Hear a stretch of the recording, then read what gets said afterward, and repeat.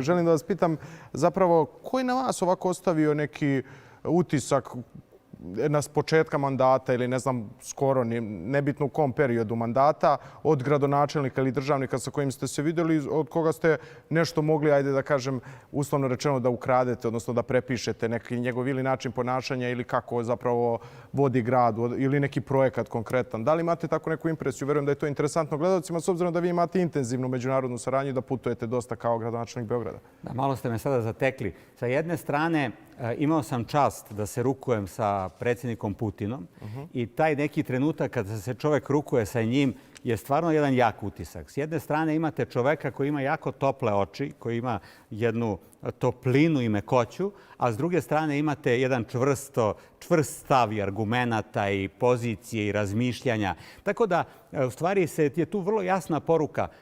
Čvrstina je u stvari u karakteru i u argumentima, a ne u načinu kako sedite. Jer mi sad svi vodimo računa kako ćemo da sedimo, kakav ćemo stav da imamo, da li ćemo da gledamo u kameru i šaljemo te poruke na taj način.